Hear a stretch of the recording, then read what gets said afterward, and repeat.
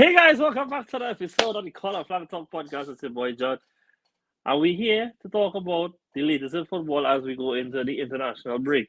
Unfortunately, like many teams, the injury bug has hit the Color Flag team. Patrick is sick. Virgil is on international duty, so, so it's just me and Brad here this week to bring you guys the latest in football. Before I formally introduce them, we want to just remind you guys to share the pod, share it with somebody. If you want to be part of our community, please just message the page. We will send you a link to join our WhatsApp group where you can contribute not just to the everyday chat, which Chino and Doris maintains to constantly go on and on whole day, every day, but also to, contribute to the pod itself. So, yeah, as I said, I have Brandon here with me. Brandon, was it good, my guy? I'm good. I'm good.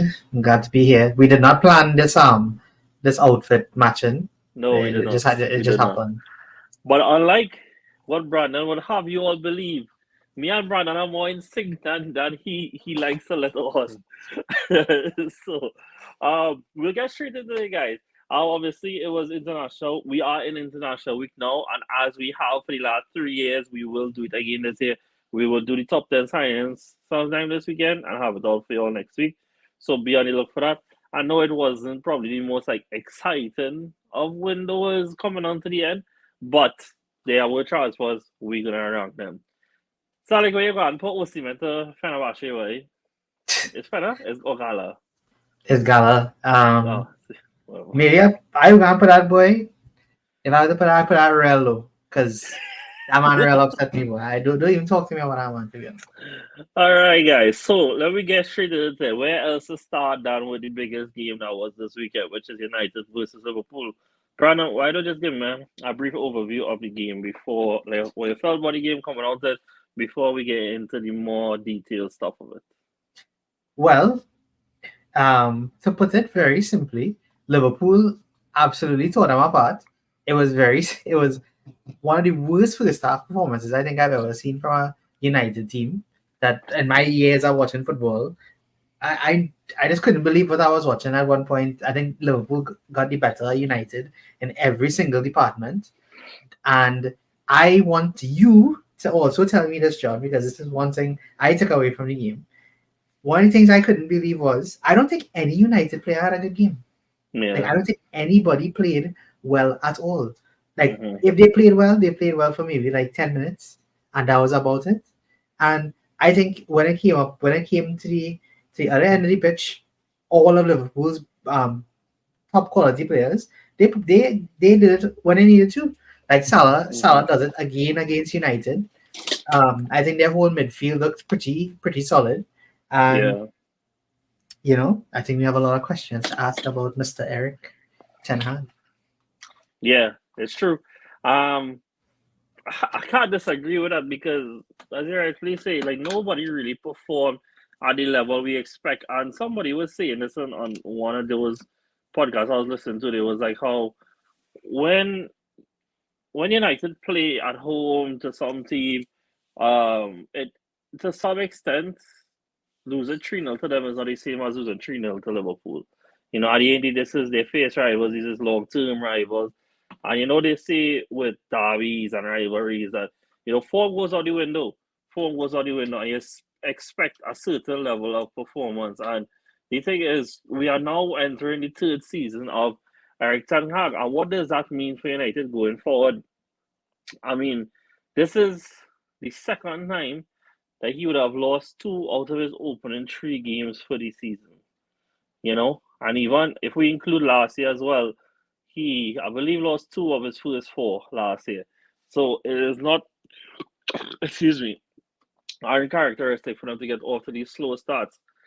First off, tactically, we saw that, in more Jurgen style esque, we saw Liverpool really pressing high off the front foot, which put United in a lot of uncomfortable areas.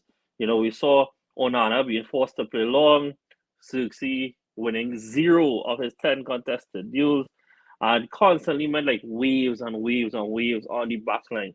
Where you think tactically Ten Hag could have probably do better to counter what Slot Army was doing on the day? Probably just if I'm being honest with you, John, probably just hand in a forfeit letter at the start of the game and You're just not let gonna it say go. result. You're not You're getting gonna the same say result. And result. honestly, I think it was so bad, John. It was real bad. Like it, I Mhm. could not believe that this is supposed to be the key game of the weekend, right? Yeah. And one team just did not come out to play. And I mean, Hmm. I know we'll get to Liverpool after, but geez, man, like they really look good. They look Yeah. good. They're the best performing teams so far in the season. The table doesn't lie, It still and doesn't lie. they're looking real good. But as for United, like I said, the table doesn't lie as well. This is a difficult spot for them to be in. I don't know what Ten Hag could possibly do other than never play Casemiro once Ugarte is into the Up team. to speed. Yeah. Yeah, and I think honestly, bro, I think he needs to drop Rashford. It Yeah. becoming too ridiculous now for Hmm. everybody to be like, okay, this is the one thing he doesn't do. Like I think Rashford played 90. I believe he did, Yeah. or he Fairly came sure he off. played in Or 90. Aman and Garnacho. Oh, Ahmad came off. No, no, yeah, Ahmad came on for Garnacho. He subbed yeah, Garnacho. yeah, yeah, yeah, yeah. And Yeah. Garnacho, and I was like, really? I thought Hmm. Garnacho was doing pretty well, but He was again, doing better than Rashford. That is yeah. the thing. He was doing But better than here's Rashford. my question to you, right, John? Because this is the part I'm struggling with. Hmm. I know now what Ten Hag is trying to do, right? Right. And I think in a game like this, you could definitely you agree that there probably was not a good Man United performance from any Hmm. of the players. Like even Yeah. the manager, there was no good performance, right? Hmm. Like it and hard to judge the tactical aspect of it because everybody was so bad. Like on another day, some of those Bruno passes that he should make, they go straight through. Some of those shots that Rashford was taking, the crosses to Zirkzee on another day, Zirkzee might do something with it. But it's Hmm. just like it's hard for me to judge because the whole team was bad. And I want But you to tell me what do you think about that too?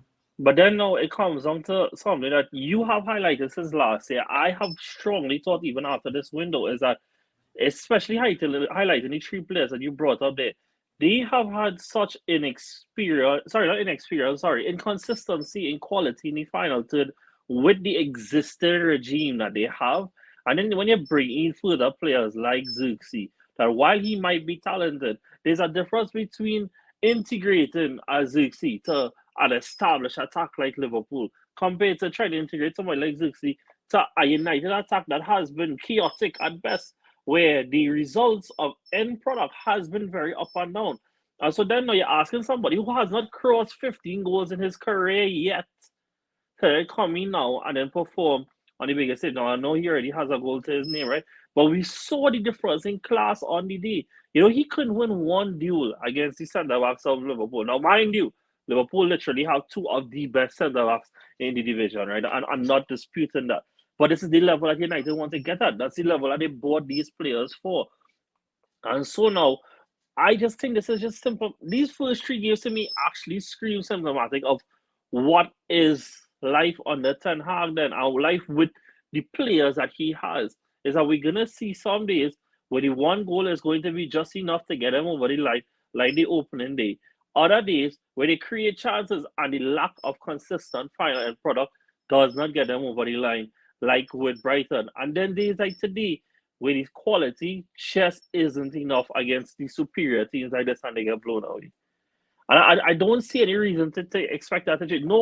No reasonable reason then, in the sense that, like, unless we're gonna just say that Rashford all of a sudden going and eradicate the last 18 months of his career, go back to being a 30 goal striker, that Zirkzee all of a sudden go and hit 20 goal level, Haaland and come on and stuff like that. I think it's unfair then now when I watch this United team that they ask many players who have not found their feet yet in their career to all simultaneously hit that UCL level, which is where United want to be aiming at. You know, we talking about that they brought in Lenny Euro, and I know he's injured right now. But you talk about an 18-year-old there. You talk about Kobe Minu. You talk about Garnacho. You talk about Ahmad. You talk about Hoyland. You're talking about Xerxes. All these players are players that have not established a certain level of consistency in their career yet. And you're asking all of them simultaneously to find that. And there's a difference between betting in these players, and there's not Kwanzaa betting next to Virgil van Dijk. This is not Rico Lewis playing next to Akanji and Ruben Diaz and Rodri. There is a difference when you try to integrate young players in a stable environment. and players that understand to play at a certain level. And then now we asking these players to do it at a United team that 3 years on, you saying that you know what Ten Hag want to do, but this is 3 years on and we still have not seen it successfully implemented yet. Well, I mean, we could also go back to the notorious question from years ago. United just don't score enough goals. This just continues to be the case, and even with Xerxes, right? And like we said the same thing with Haaland last year. Everybody thought Haaland would be this young up and coming striker. You'd have done bits for United. You'd have scored goals and you'd Yeah, have won like them games. not Haaland-esque, but like the expectation was that he'd have come in and put down like 12 to 15 in the league. I think easily. I think people thought that he could easily probably get 15 because everybody likes his profile. And we think there is a good player there. It's just he just didn't 100%. meet the expectation. And I think Xerxes is kind of like, it's early for him, but he doesn't want to go down that path. And I still think Haaland will do well this season. I think he will score way more. I think he'll score way more goals this season. But it just continues to be the problem with United. And I mean, you could probably go up and we could have all these discussions again. Casemiro had John. I can't tell you a worst performance that I've seen in the Premier League. In the last 5 years, at least, it was bad. It was so bad. Like he could have just not played. They could have played with 10 men, and they probably wouldn't have conceded those goals. That's how bad it was. And the thing is like, I didn't even sure if like his worst errors were the ones that were punished. You know, it had the one where he tried to like fan and body face on the line. Yeah. And then right there, I just give up. He just give up. Yeah, he just gave up. Like that's not possible, bro. And then the next thing is that. And I think that this is somewhat emblematic of the manager as well, is that they have players in the team that once the game does not go their way, their heads not just drop, but their performance capacity just drops totally as well. You know, while I'm not the biggest fan of players like Bruno and Lissandro, I could admit that they have a certain level of performance. But you see, like in days like today, where 2 quick fire goals were in there, the performance level just was not there anymore. The attempt to even try and resurrect the game wasn't there anymore, you know? And so we going forward with this United, you're saying to drop Rashford, and I'm not even in a position to say no. Like, what ground are you on to even drop it? You know, that all the credit really is that the fact that we know that 2 seasons ago, he scored 30 goals in all competitions. But that was 2 seasons ago. He's 27 in October. That is not enough credit to keep him in the bank, you know. And as we look forward, you know, we're talking about Slot and the control that he had over this game. And like I said, I thought his start, it felt more emblematic of Klopp. So like you see that these players still able to switch between with a high press team and a good controlling team, you know. And we have a Liverpool midfield here that I really want to start highlight, because as we talk about the midfield being an issue for United, with Mainu and Casemiro struggling to find a fit that actually both being culpable for goals on the day, we had a Liverpool midfield that arguably have been the best midfield so far this season, you know? And the one person away to start off talk about Gravenberch, talk about how he was today, and then how the midfield was on the whole. Yeah, well, I know you and I had a big disagreement about Gravenberch in the first half, especially. I just think I think everybody and the thing we have to remember too, right, is that he's not playing as a pivot 6, a lone pivot 6. He's playing in a double 6 with McAllister, right? Yeah. And this is something that I wanted to talk to you about as well, because to me this is almost the inverse of Klopp in a way, because each of these singular midfielders have their own roles in the team, and they're so different. And I think like that was something that Klopp, that's just different about the two systems. And it really is like Gravenberch to me has been probably the most impressive of the three.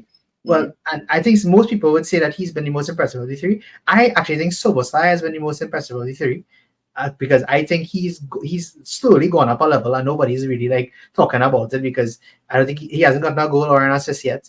But he has an assist. But you know, you could see the level has gone up a bit. And then some people would say McAllister as well. So I want you to tell me what you think about it, John, because for Gravenberch, I think he surprised everybody. Nobody thought he was gonna be defensively sound, but his good defensive actions which are like interceptions, is like top quality. Like Yeah. the way he reads the game, and he's Hmm. long. Like he's able to intercept really well. And I think they each have something different about them, and it Yeah. works right now. Like, and it's I don't know how it'll be, but what do you think And, about which and I one you think think is most we important? I think what you just said there, though, is the most important thing. Is I think they're all adding key factors to making this midfield really, really work. Mhm. And I think the reason that I think Gavin, which is the most impressive, even though I think Sosa has been the best, I think Gavin, which has been the most impressive, because if we look at what Gavin was on the Ten Hag self, ironically, he was playing as the most advanced midfield in a midfield three.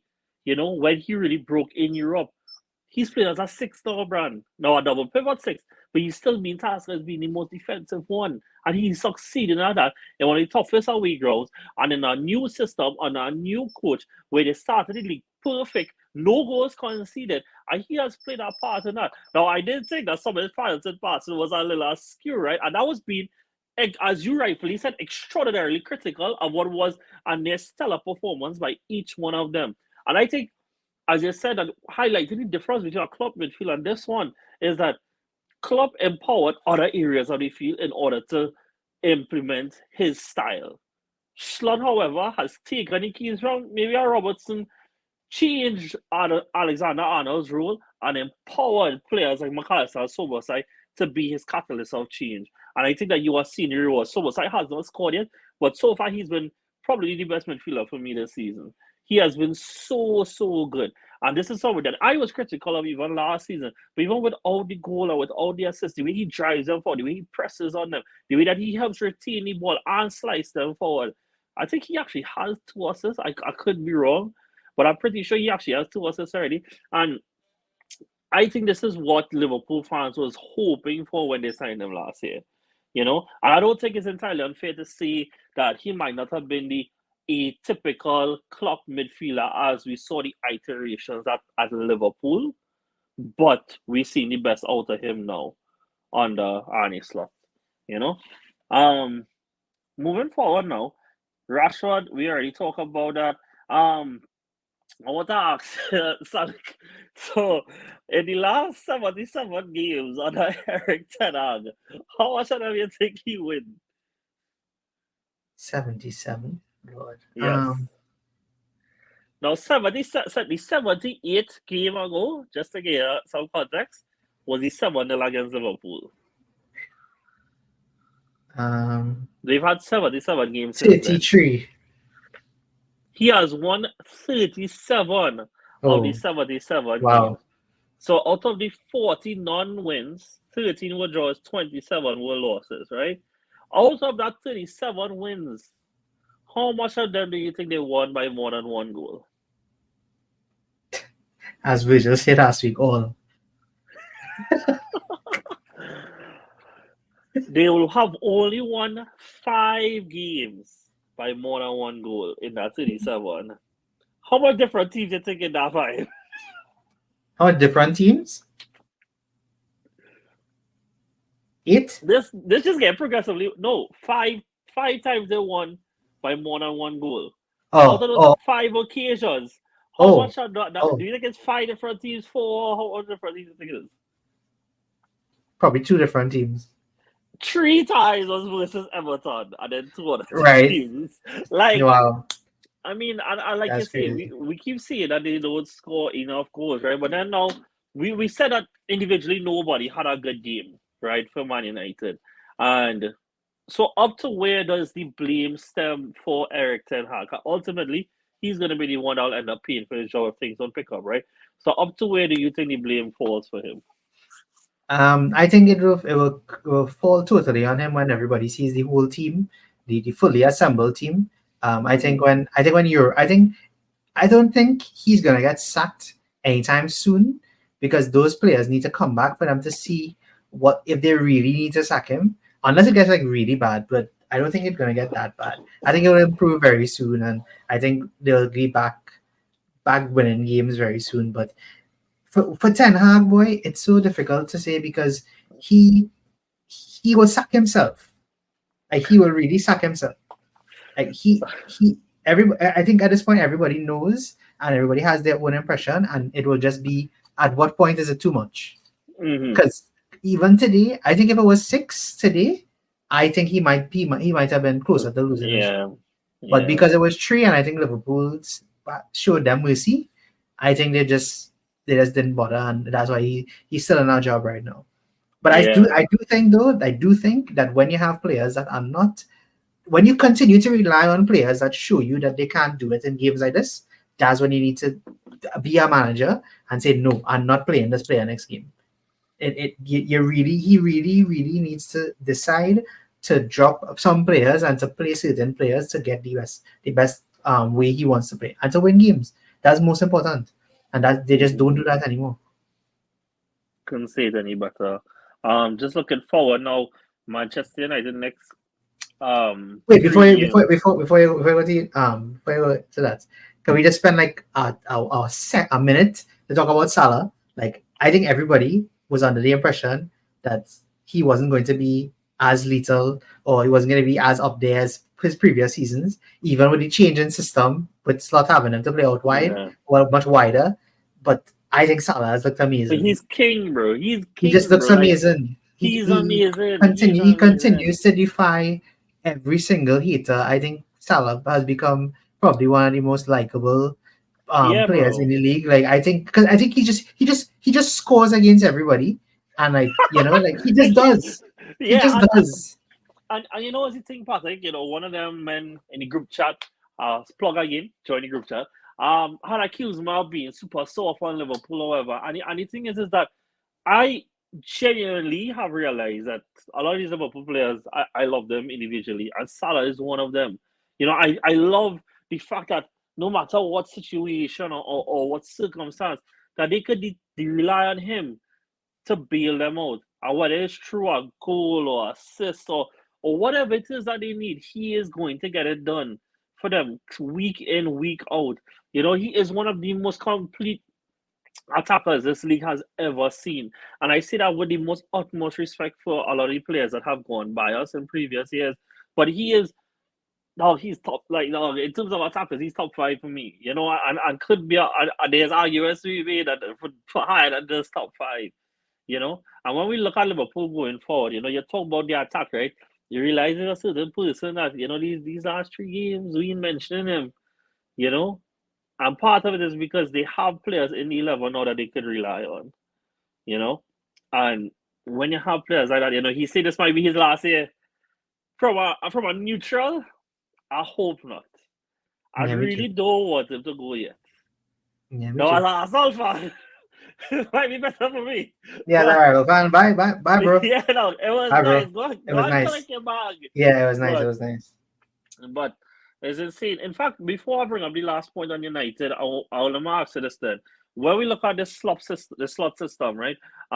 You know, second half they did concede a decent amount of chances. Allison had to come clutch as he more than often does, right? Do you see any? But we do acknowledge Liverpool took their foot off the gas.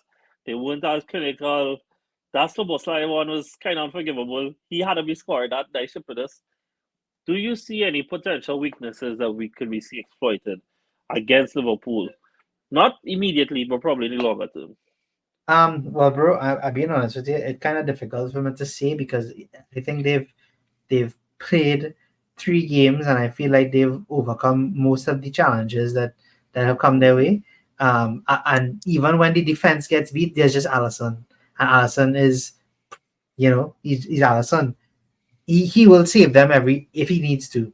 So for me, Liverpool, I think the one thing that I would be conscious of is if the forward line no longer is not potent at any point in time.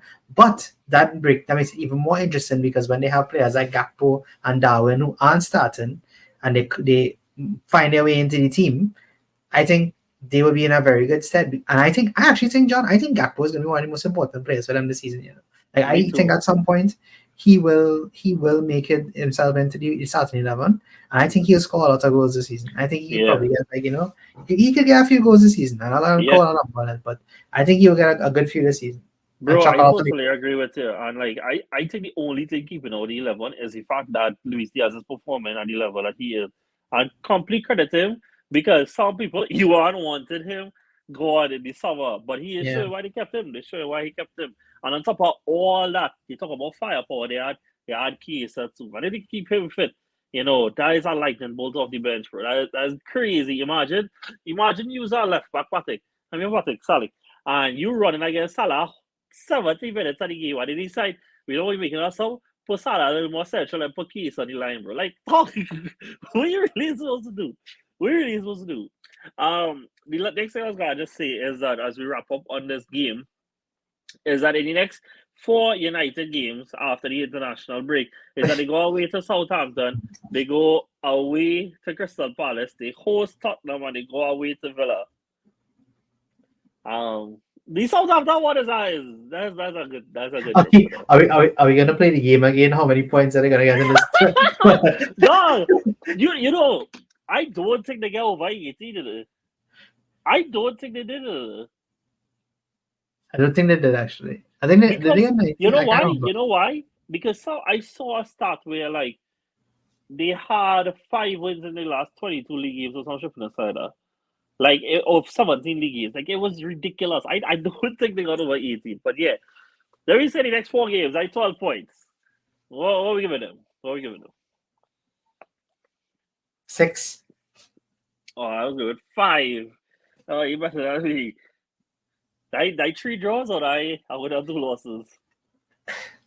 It could be 2 wins. It could be a win and 3 draws. You never know. You never know. 6 points. 6 points. Okay, cool. Nice. Okay, guys, we're moving on now. I hope all you enjoy. Like, we try to be a little more structured this week, guys, and going forward as well. Unfortunately, like we said, the illness bug hit us. All right, next up, Arsenal versus Brighton. So, I have things that I wanted to say about this game at halftime, tactical stuff, things I had issues with, and it's like everything went out the window with what happened on the 49 minute with Declan Rice, right? Um, you know the thing, the challenge that he made for his first yellow, I thought that was stupid. Like I thought that was genuinely idiotic because you know what that screamed of me, which was going to be a talking point, which it still will be, but was going to be a talking point, is that Rice was struggling to impact himself on the game, and he just wanted to go and feel something. So, like, when players just out the game so much, they'll just do some shippiness like that. That just screamed of me. But before 9 minutes, foul was given. Rice, Rice turned around to walk back towards his half. The ball was rolled into him, and he nudged it away. Feldman kicked him, but dog gets sent off for obstructing the replay of the game. Restart of the game. Look, to all the people who want to say things like let's have the law and thing, first of all, you can't even restart the game from a rolling ball. So I mean, that to me goes out the window. And I think the more important thing is that while we have all these laws for the game, there's supposed to be a certain level of discretion that is supposed to be allowed. I was told discretion when Kovacic had pegged Odegaard last year when we was playing City and avoided a red card. I was told discretion when Bruno Guillaume missed elbow Jorginho in his head when he was running past him. This to me is the most I want to be the main character moment by the referee to send him off. Because for context, before that, before the red card, they created 0.08 XG in this game. They didn't create anything. Arsenal, I don't think we were at our best, but we were dominant. We were controlling. The game was all within our grasp. And that is where the momentum swing. And after they went on to create, I think it was 1.1 XG after that. But that was the decisive moment. And I wanted the people to ask themselves that if Brighton didn't get our card, if he didn't get sent off, would Brighton have really felt aggrieved? Was this so heinous that it warranted handicapping the team? I don't think so. I don't think it is what the intention of the rules is really there for. I mean, again, I can see that people saying that he kicked away the ball, but like, if you're, I mean, dog, I rewatched this way too much time at this point from all angles. Like, he not even seen the ball being rolled at him, and like, we've all played football. It's like the most natural instinct you see the ball rolling at you to put your foot on it, you know? And he just nudged away. Feldman proceeds to kick him in his knee. no, not even a yellow card for that. Like, which brings me to the next thing that, like, you know, everybody like to say you too, and I understand why. I do. So, Arsenal fans cry ref, whatever, conspiracy and all that, right? But like in my time of supporting this club, I have seen some of the most baffling and unique things happen. That's what they call to these referee things, you know. Things as we're not going to draw a line to check our goal against here when it turns out to be offside in our title race. Things like I feel like it's set off for something like this. Things like two yellows in the same play. And some of the most weird decisions I've ever seen. And what's even funnier thing is that a lot of these things that have happened, Chris Kavanaugh in the middle of them, which is, even better to help me stuff. So, now that I've said all that, what did you think of the incident, Brandon? Well, I just think that the problem again is always going to be the same problem. We don't have consistency. Like Yeah, there have been uh, a yellow card for many different times in the for the Brighton players. And then Rice. I listen. I know why it's a yellow card. And if I'm being very honest with you, John, I thought the tackle for the first yellow was card. terrible. I Was think I terrible. was surprised he didn't get a red card for that. I've been real honest Yeah, with you. I thought it was bad, and I thought it was going to immediately be a red card. Brand, So and let I me mean, just pause it here, right? So that tackle in the first half was on Veltman, right? And like it yeah, was seen at halftime that it was like bickering with each other going to the tunnel now. So like you realize like something started to pitch off with them. And so mm, then now you as the referee supposed to be able to you supposed to have control over this and try and pile it on this, right? You see what Veltman was trying to do in that moment, and he was trying to blast the ball into Rice, and well, he messed it up, right? But that's what he was trying to do. The referee supposed to be able to take in all this, but upon rewatching it, excuse, he didn't even see Rice touch the ball in it, but he see when he going down and listen to all the bright players tell him, hey, well, he kick with the ball, and I walk for. no, I, I don't know. I don't know how. The problem is, I don't know how you could give certain decisions in that game, and then of all the things that became a talking point, it was that. Like Yeah, it seemed like the most minuscule thing to police at that point. Like it didn't really make sense. It wasn't adding anything to the game. yeah, It took away everything from the game, and I think it was just very unfortunate. And I hate it because I feel like there was a lot of talking points we could have made about this game, and yeah. it just went Mm-hmm. totally out the window. So I mean, And the thing is, but for Arsenal though, again, this is their second game in the four-game debt run, yeah, and that's 4 points from six. That's that's pretty good, And I yeah. mean, you didn't lose the game. It was unfortunate that you ended up drawing, but And we could have won it it. was- Even at yeah, 10 men, there were chances to win it, right? And moving on to the other thing was that key moments in this game from players. So back to Rice, right? I think, when we've watched, we won the first two, draw the third one, right? When I watch Rice performances over these three games, I love Declan Rice. Love him. Changed my way last year. But I think he's struggling playing at the eight.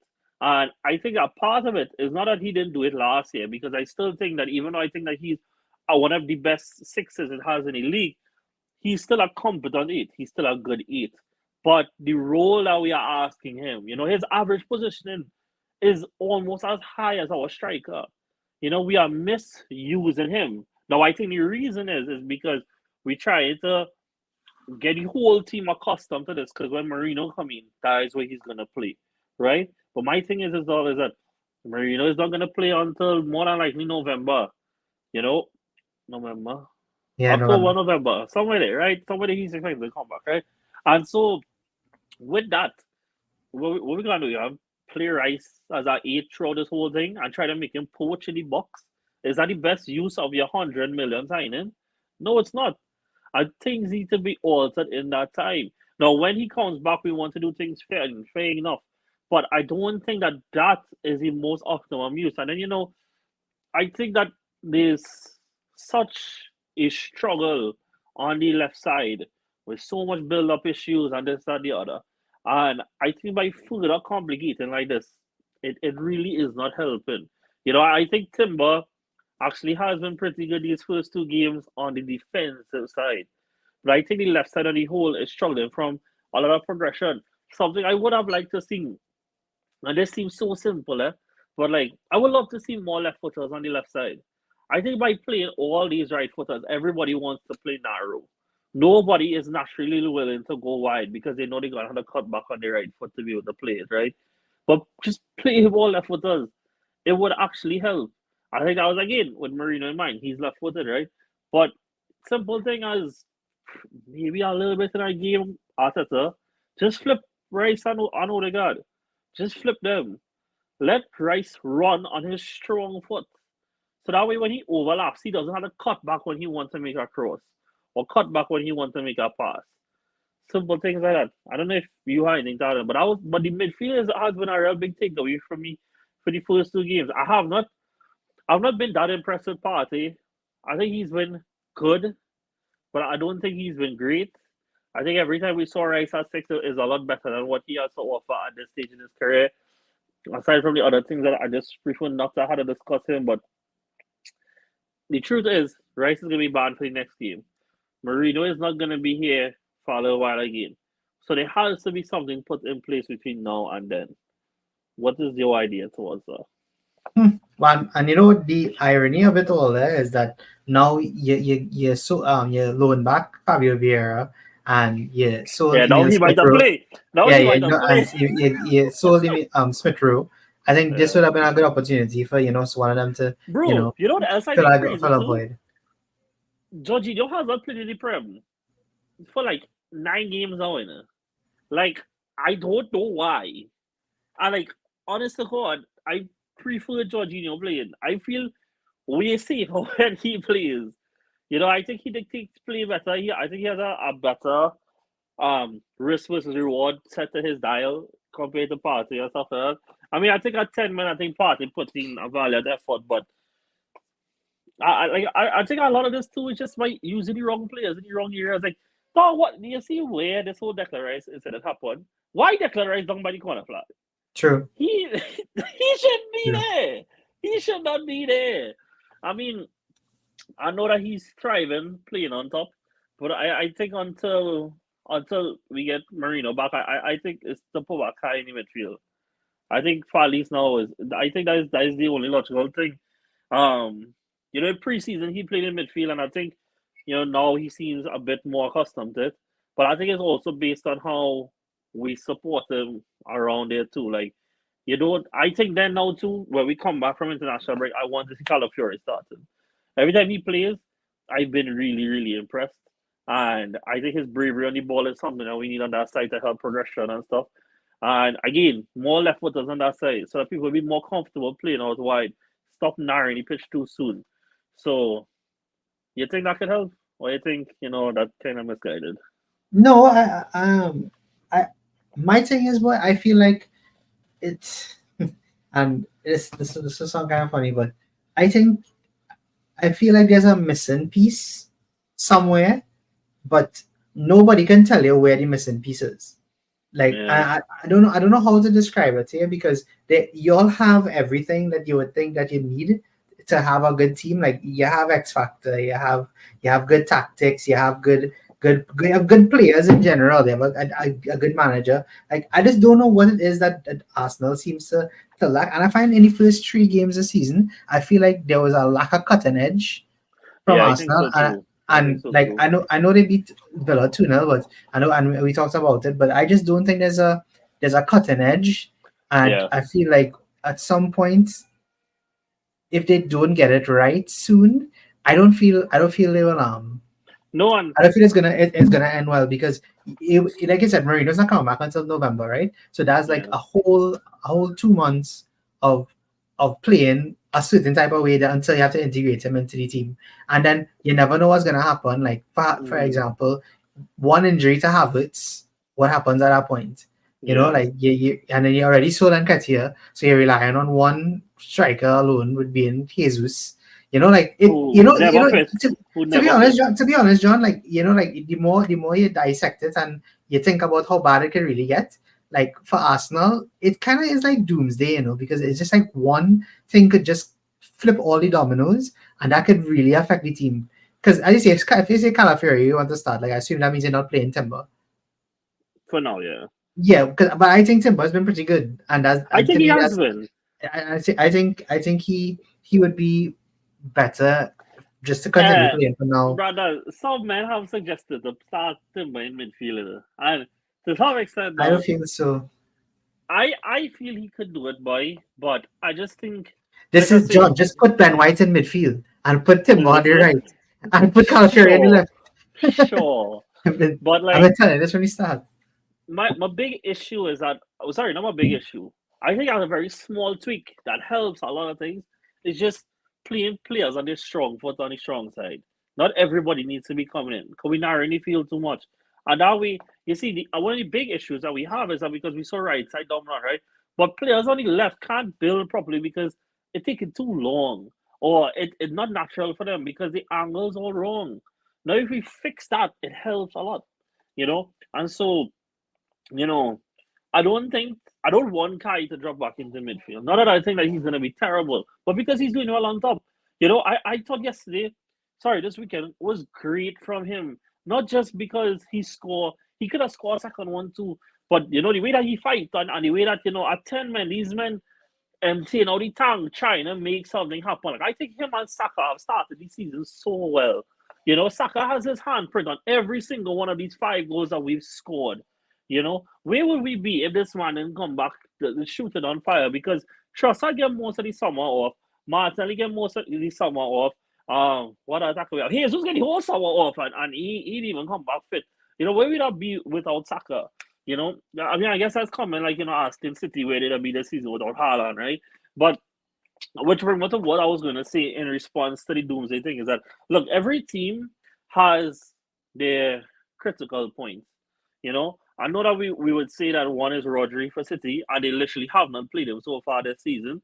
But I think part of that has to do with the fact that, one, Haaland started the season like a D1, and then two, they have played Chelsea aside, two teams I think that they were more than expected to beat. You know, have you seen? I mean, I was going to bring this up when we talked about City at West Ham, right? But have you seen Pep record versus West Ham? Dog, like, Have you but seen Haaland's record against West Ham? yeah, but Brandon, here's my thing, right? Like, we went through periods where West Ham was a respectable institution. All they, all they did, like, all they could have been the ones, like he's unbeaten in his whole time here against them, and there's like three draws since 2016 or whatever it is, So, but yeah, I think every team has their points of failure. We talk about even Liverpool too. I still think like Virgil and Salah, they have their big points of failure. And for us is Saka and Odegaard. And after that, it starts to get really shaky. I think John, Odegaard has John, I actually disagree with you. I just think it's Saka in. I think the okay, team suffers greatly if Saka is not in the team. And the, yeah, the problem is, if Saka does get injured, who do you play? And who is Raheem legit? And Sterling. who is you really? Well, here's the thing. The thing is, That was the he next has talking to. point too. This Sterling could do a lot of jobs for Arsenal right now in Yeah, many of the different areas that they might be lacking. yeah. But at the same time, he's gonna be new. He's gonna take a while to get himself accustomed to this team. But do you? I don't know, boy. Still into you see, because he would just be delaying something further down the Correct, road. correct. That I agree with. And like by no means anybody could ever convince me that we signing Raheem Sterling was anyway planned. It was more because of how things spill out that we did well to get a good deal for a player that here's my problem with analyzing Sterling, and I will fully admit this going forward. I am very blinded when it comes to this man because truthfully, I have been a massive fan from him from the get. Like he is like I want to talk about Salah is one of my favorite players. Raheem Sterling is one of my favorite players. Especially peak version of Raheem, right? Again, I chance to see this man play for my club. I'm not gonna pretend like I don't have concerns, but I cannot even express how excited I am too because this is one of my favorite. Like I genuinely believe like he is underappreciated as one of the best Premier League players of the 2010s. No, again, he's not that anymore. I'm not going to pretend that that's what the case is. But I think that even if it is not coming in for Saka while he's injured, but taking off minutes from him, even if when he comes on, he get one assist in 3 games, one assist in 5 games, but he taking 40 minutes off a Saka like nearly every game, then that in itself is a big contribution to me. Because come the end of the season, when same thing with Salah, right? That we don't see the same level of production from them in the last 10 games, we might see an improvement then. That is, I'm pretty sure that was the aim with Chiesa coming in too.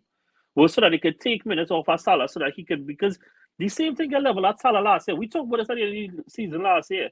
That how Salah don't turn up in the last 10 games.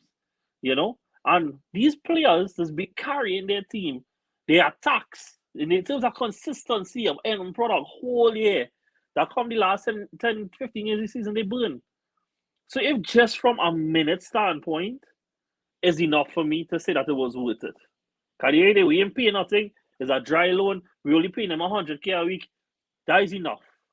However, where the ceiling is for this, I think it'd be not quite high. He got to get back to his best. But I can see scenarios where he actually started first on the left. I think still in last year had a goal contribution one in every 55 minutes. One in every 155 minutes, sorry. That is 1 in 2. Now, I have watched Chelsea games. I have seen the bad stuff he's done too. But I think at a coach where he has expressed before that he has really good relationships with, who says that got the best out of him and stuff like that, I think that there is room for him to get back somewhere close to his best. And I think that he has elements to his game, Brandon, that I think outside of Saka, we just don't get. Ability in tight spaces, creativity, quick bursts off our players, stuff like that. Transition between the left and right foot to make players feel indecisive about them. To me, he kind of comes like the best middle ground between Martinelli and Trossard at his best level that he can give now. But it's a question mark. It's a question mark. He's getting older. There's people who say that the amount of minutes in his leg is equivalent to like a 34-year-old because he's been playing in this league since he's like 17. But, bro, it's not ideal. It's not ideal. But you know what's something I would say? Over the last 2 seasons, I think that one thing Arteta has done is brought in a lot of players who have experienced what it's like to win, from Rice to Timber to Kai, and now he had Marino and he had Sterling. Bro, there's nobody in this country, aside from all the existing Stoke City men, who know what it's like to win, who has played at every single stage that is available, bar the World Cup final. And he reached the World Cup semis. So, from even that point of view too, I think he has a lot to add. And I know that he has let down Chelsea fans by what was expected of him coming in. And I don't pretend that he is the player that he was at that time, but I still think he has something to give. You have anything to say before we move on to the Chelsea game, ironically? No, not really. Cool. I don't have much here for Chelsea. Reason being is that I gotta give you the overview, but then I also think there was reason for you to be upset with the officiating in this game as well. So give me an overview from Oh the yeah. football first, and then Oh, you can talk about the referee. the overview of the game is basically that this is very um similar to how we played last season. We created a lot of chances. We should have definitely done a lot better. Jackson got on the score sheet. A very very nice move throughout the to cut through the team. Madueke was I thought Madueke should have had at least one goal in the game. Mm-hmm, He had mm-hmm. two very good chances, but Palmer put it on a plate for Jackson. And I think the main point, the main overview of the game is that Chelsea had so many chances where they could have buried the game and they just didn't take it. And Crystal Palace rode their luck. And Eze is going to be the savior of Palace this season. And he came out pretty good. And I mean, apart from that, there isn't really much to say. I think Yeah. as Chelsea fans, we've gotten the full Maresca experience, a draw, a win, and a loss. So we know how to we know how to deal with all of these now. And I think it's a good time for us to hit the international break because it will give everybody a slight small reset. I think everybody will come back and having a better understanding, and I think it's coming at a good time for us. But I mean, the missed chances that will happen throughout the season. I think that's going to happen more times than we would like to admit. And there'll be other days where, just like the Wolves game, where we score lots of goals. So as long as we didn't score, we scored, and we should have scored more. So I think that's more of a positive, and these players are going to need some time to gel. But apart from that, I think we should be fine. When you talked about the officiating earlier, I mean, I talk Oh my about god! how Oh my god! Don't even finish your sentence. Like get out, just get out, please. It's a second yellow all day of the week. Like every day of the week, every minute, every second, every microsecond. It's a and that second was yellow, and they took and him that off. They took him yeah. off right The after. minute after, the minute Minute after. after, Glasnow was like, "Yep, yep. See it. Yeah, come on. Nope, we're not letting it happen again." Like, Yeah. come on. It was so obvious as well. It was so obvious. And this is And after they allowed Kamada to do what he wanted foul wise in the first four half. fouls, four Yeah. But fouls. Gusto, but let's talk about his first foul. On his first foul, yeah. Yeah. I just didn't get it. I really didn't get it. But Yeah. the officiating really needs to improve. Thank God. I thank everything that is holy that we are getting semi-auto as the league starts From back. yeah, the least correct. Yeah, and I think that's gonna be huge for the league. It's Yeah, gonna be it's 100%. yeah, I can't wait for that to happen. So, Chelsea And fans could be excited, literally. yeah, after this we're gonna after this game everything we're gonna just run through more quickly, right? But I wanted to say this and then you'll just give your thoughts after. I have no idea what's the point of signing Sancho. To me, what it seemed like is Oh, I think it's been well documented at this point that Sancho actually is a Chelsea fan. He born and grew up in London. I think it was known, and I think what this was for him is that he heard that there was a chance and he just jumped at it. Like he didn't really care. The fact that they already had like 9 attackers there, yeah, I go into just because there's this boy club. But from a Chelsea point of view, honestly, I don't see the sense. You already have Modric and Neto to fight over on the left side. You have Madueke and Paul. Well, I guess you can say Paul on the right side. Well, I guess you can say now that there's sense of space. But then you still have Cole Palmer and Nkunku and Jackson and they still have Gui. Oh, yeah. he going look. Yeah. So there's a lot of players there, and I don't really see the point. Yeah, I didn't understand getting Sancho either. I do understand though that some people do believe that if we do get Sancho back to some level of what he was doing, and to be fair to Sancho, he did play well for Dortmund when he did go. He did. He didn't have his best performance in the UCL final, but I think I think he played really well in some of the games before. Wait about Neto versus Palace, because that would be the position he coming for. Yeah, I don't think Neto had his best game. I think he looked better off the bench. Probably wasn't ready to start, perhaps. But I think he will get better as the season goes along. I really like Neto. He's been one of my favorite players ever since I saw him in the league. So I think he's going to get better. And the other thing is he's not playing in his I natural got a position. Neto too. Yeah, like he doesn't he's not playing in his natural position. So I Yeah. feel like he just has to recalibrate himself a little bit. And I think we'll be perfectly fine, to be honest. I think if there's one thing we need to talk about, I don't think anybody saw this coming from Madueke. I think the Yeah. positions that he's taking up right now and the kind of chances that he's getting, if he continues to get himself into those positions, I think he's gonna do really well this season because people think that Palmer is the only good thing about Chelsea, and they're probably right. But Madueke is still showing everybody that there are other things to watch in the Chelsea team. I don't know what on there, but forget it. We good. Um, I agree, bro. And I think like one of the nice things is how I love the interchange of play. I love how Palmer willing to go wide and Madueke just inside. And defenders can't track it. I think you're right, Madueke should have got a goal. I think the first one, not the one that Henderson saved, the first one, Mm-hmm. he hit that real weird. Like he chose the wrong He should have part of cut his back. foot. He should have cut it back. Yeah. Had 2 men and cut it when he cut back. Cool. Nice. Moving on. Spurs versus Newcastle. Well, I really wanted, but this is where Patrick was supposed to come in because he actually watched this game. And I did watch part of it. But the main talking point was, Isak is fine on the score sheet. Barnes is back. Tonali is back. They keep up most of the key men. Salik, what do you think? What trajectory are you looking at here for Palace for Newcastle this season? Yeah, well, I mean, I had them finishing. I had them finishing seventh. I think they're gonna be much better this season.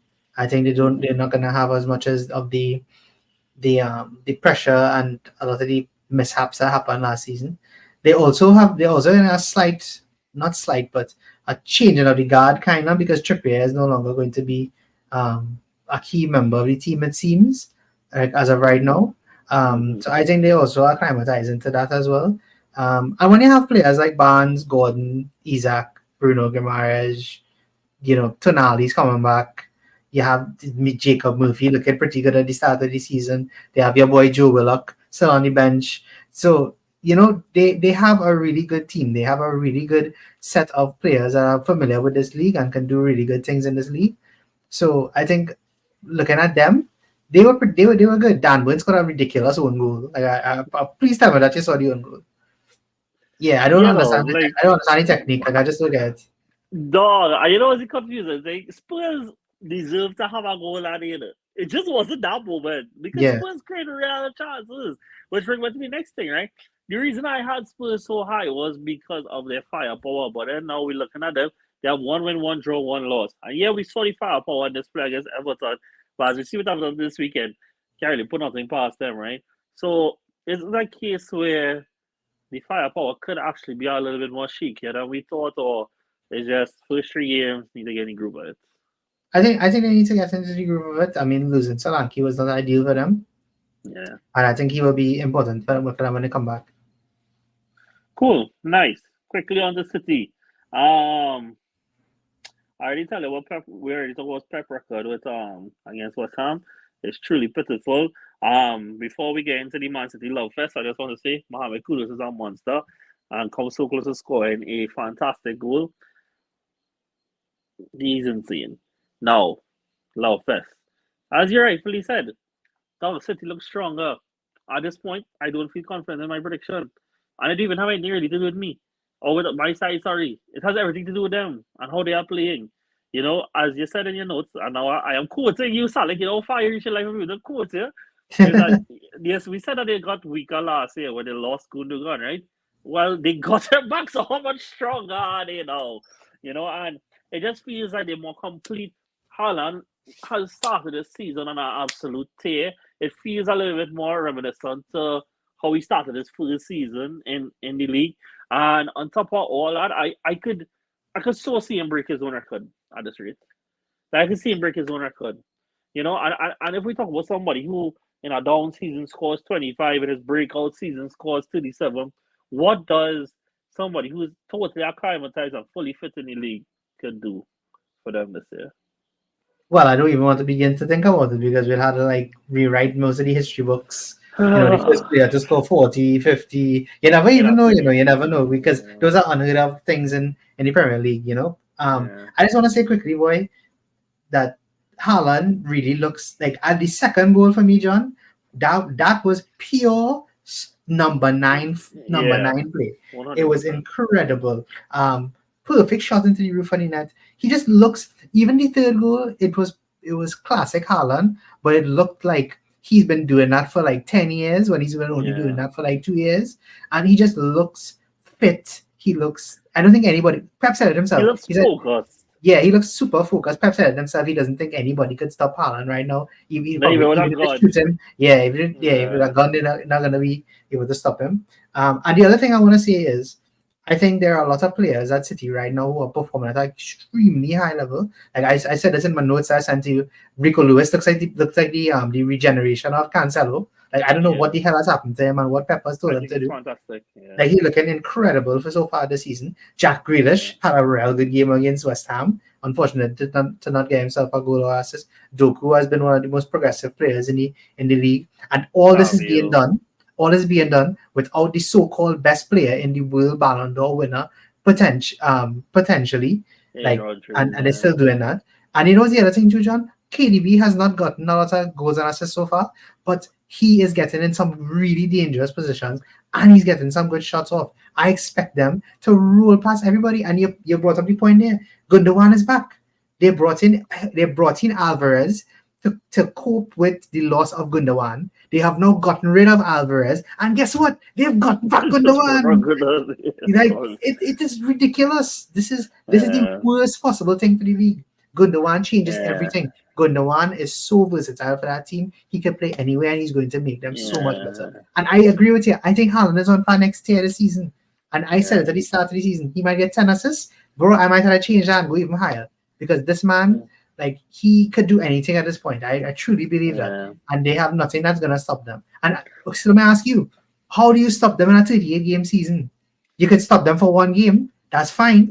But how do you stop them long term? How do you do that?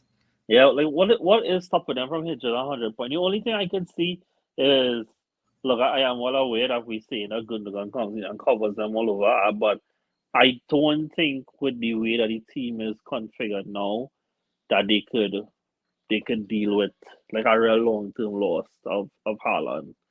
I just think he's just so much goals. He's just so much. But we say that now, and then he'll adapt and he'll change this and then turn Rico Lewis into the false nine of gods or something like that. And I know. But you asked my question. That is my answer. Is that it's only if something happens to Haaland and he gets injured or something. But like the way that he's playing now, and the thing is, I actually like the way that KDB role has changed. I think that he's played a lot deeper. I think he's being involved in the build up a lot more. But I think that while his athleticism is dropping, he could use his experience and understanding of the game to put others in positions to use their athleticism and to be more devastating to teams.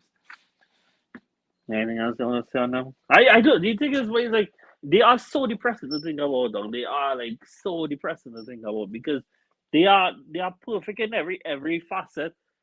The thing is, in the areas that I think that the Arsenal and Liverpool could have above them, which is mostly along their back lines, they just not the difference is not that big.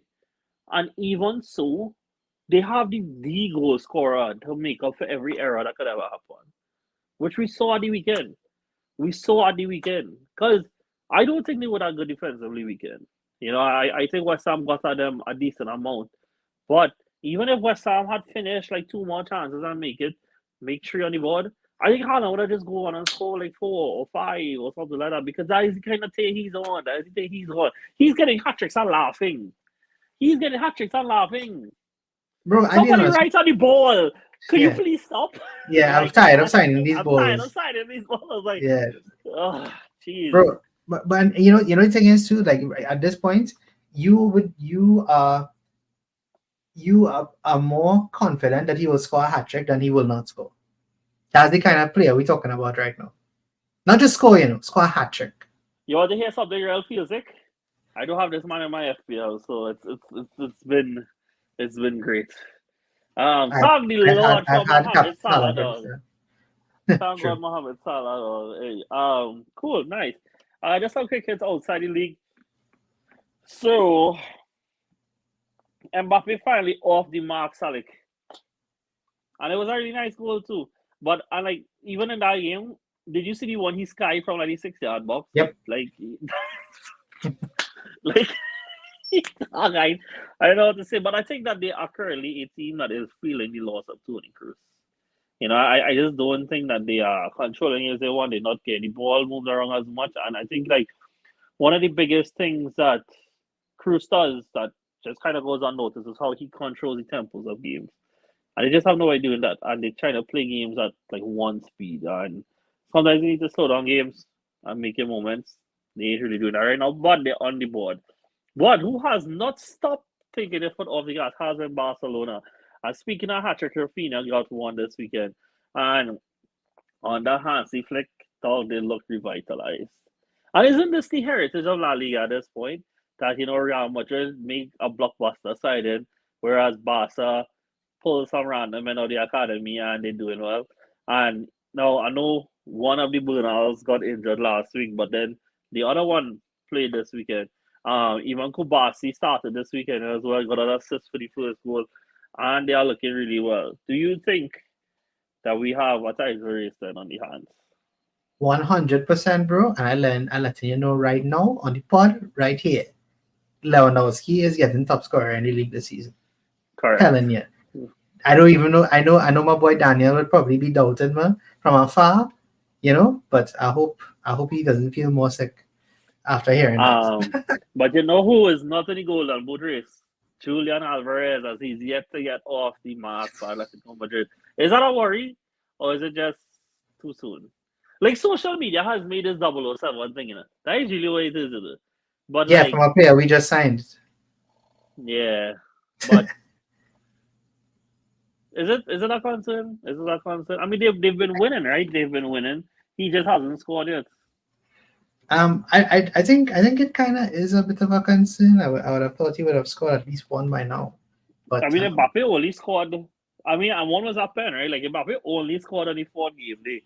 It's yeah, hard to but say like he I was feel like, I feel people had a lot more, and he's going for a big price tag, John. Like you can't yeah, forget that. correct, Like yeah, it was a lot of money. So uh, I think it's not another concern, but I expect a little bit more from Julian Alvarez. yeah. I mean, but like I say, the important thing they are winning. But who did not win this weekend? You see my side. Where's Real Madrid? Who did not win this weekend was Bayer Leverkusen as they lost their first game since when? Their first league game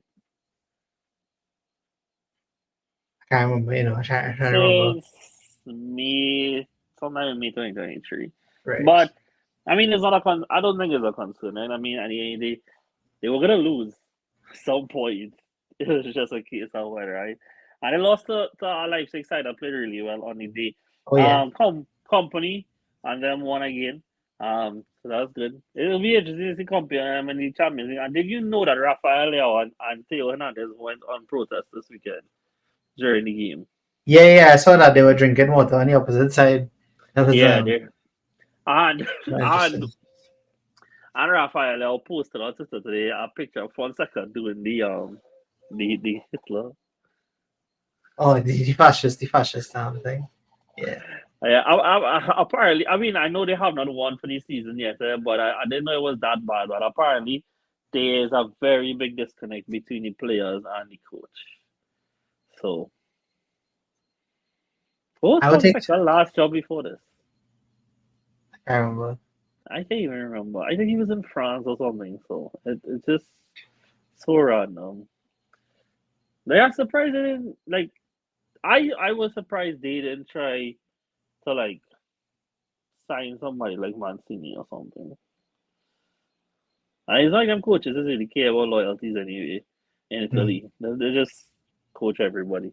And the last thing was the UCL. What you thought of the overriding thoughts on the draw? It's the draw is super complicated. It is Um, very complicated, but I but I can't mean, lie, I'm when you excited. yeah, I think the only thing that you need to worry about is that once you just know what teams you're playing. That's the most important thing.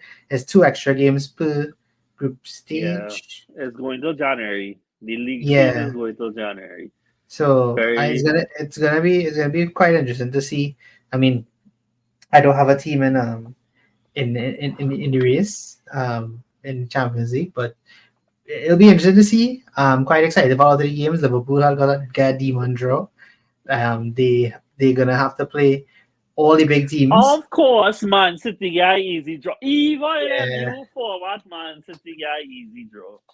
Yeah, I think Aston Villa also had a very interesting draw. I They think they'll did. be pretty good. Real Madrid have a good draw as well. I feel the thing I think the thing that we all wanted from this new group stage, or what they said that they wanted to do in this new group stage, is to have more of the big teams play each other earlier on in the competition, and that's exactly what we're gonna get. We're gonna get a Yep, lot of that, and yep. we just gotta see how it goes. I don't want to knock it till I see it. Um, so yeah, it looks good to me. We have to go away to Atalanta on the first game, and Yeah. then the most woke football thing ever. We have to play Champions League football on a Thursday night. Like that is the most. And you know the thing, right? We had to play Spurs away as we come back. Then fly to Atalanta on a Thursday night, and then have to come back and play City Sunday. Nice, All while I don't have Declan Rice and Marino. nice. This is going well. This is going really well. Yeah. Hey, sir. But I think like the overriding thoughts of this as we just wrap up is like I think the UCL draw is super exciting now. It's a lot. It is a lot. And the one thing I wish they would do is just put like more varied Champions League times. They'll have like two teams play at 12 o'clock or 1 o'clock, whatever it is, and then everybody else play at 3. Like if we could stage them, would that be cool? Like we have all these big games played. Let people be able to watch as much as they could, you know? I agree. And that would have been a lot better. But I look forward to it. I really look forward to it. And I mean, apparently, this format is for all the European competitions because you all have this in the Europa Conference too, man. Where you all, Yeah, I didn't yeah, realize they changed it for all of them, but they did. yeah, that's cool. All right, guys, I think we'll leave it there. Thank you guys so much for listening. I do have a bunch of additional pods lined up. I just need to record them with a lot of people who not from Trinidad. So that's kind of where the key issue is, and people with wives and children. So because that makes their life kind of busy. So imagine, Sally, you can come a day where we all married, and I'm gonna have to try and get ready to coordinate to do this. Good luck. We gotta have my recorded holding it here, isn't it? hundred We'll see. percent. We'll see. Yeah. Thank you for coming, Brian. Thank you guys for joining us, and we will catch you guys next week. So catch you guys next time. See you soon. Take it easy. Later.